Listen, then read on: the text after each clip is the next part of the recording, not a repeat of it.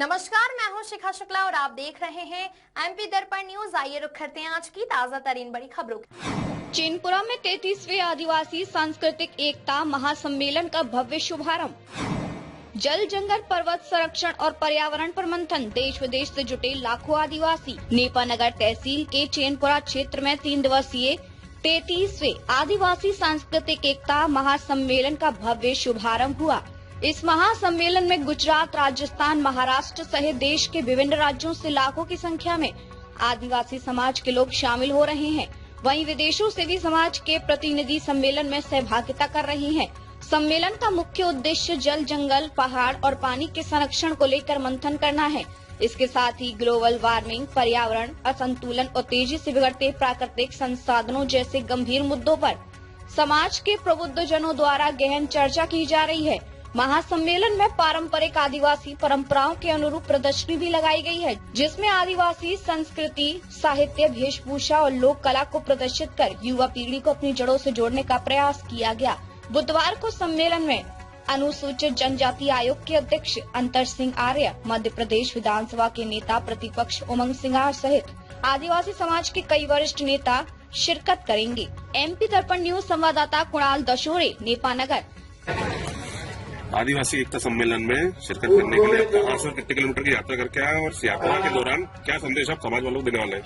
मैं कोल्हापुर से बुरहानपुर चैनपुर में इधर आया। मेरा संदेश है, जल जंगल जमीन बचना मांगता है।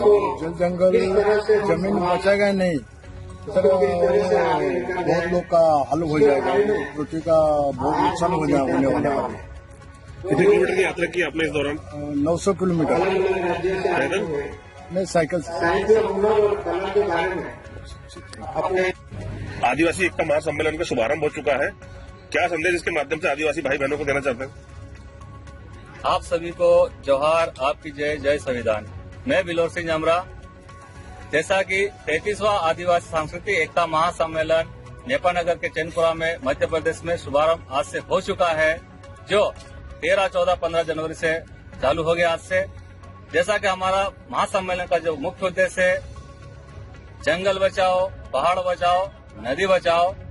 इसके लिए हम आदिवासी जो जीवन शैली है, आदिवासी संस्कृति है, आदिवासी परंपरा है, उसको हम यहाँ इस माध्यम से पूरी दुनिया को संदेश देना चाहते हैं कि आदिवासी किस तरह प्रकृति के साथ तालमेल बना के अपना जीवन यापन करता है और प्रकृति से उतना ही लेता है उसको जितना उसको जरूरत होती है। हमारे आदिवासी जीवन शैली में, हमारी संस्कृति में हम किसी से कुछ लेते हैं तो बदले में हम उसको कुछ देते हैं। इसी प्रकार प्रकृति से हम उतना लेते हैं, उसके बाद प्रकृति को देते हैं। क्योंकि हम आज खेती भी करते हैं तो खेत के चारों ओर हम पेड़ लगाते हैं, यहाँ तक कि हम बीच में ही पेड़ लगाते हैं। और आज हम हमारे घरों में आकर आप देखोगे आदिवासी समाज में, तो हम आधा घर हमारे जानवरों को, गाय, भैंस, बकरी, मुर्गी, कुत्ता, उनको देते आधा स्थान। आदिवासी महासम्मेलन का जो आज आगाज हो चुका है, क्या संदेश इसके माध्यम से आदिवासी भाई बहनों को देना चाहते हैं? आदिवासी एकता परिषद विगत 33 साल से आदिवासी गैर आदिवासी सम्मेलन, आदिवासी संस्कृति, कला, भाषा, इतिहास, ज्ञान और साथ साथ में प्रकृति संरक्षण की जो पूरी बात है, इसको लेके महासम्मेलन आयोजित कर रहे हैं। हम 13, 14, 15 जनवरी को ये महासम्मेलन आयोजित करते हैं। इसमें हमारे जो मुख्य प्रोग्राम रहते हैं, वो अभी प्रदर्शनी का उद्घाटन हुआ यहाँ, फिर साहित्य का सम्मेलन होगा, बाद में युवाओं का सम्मेलन होगा, फिर महिलाओं का विमर्श होगा और फिर बच्चों का वर्कशॉप भी पैनल चर्चा रहेगा और शाम को बच्चों का सांस्कृतिक कार्यक्रम होगा।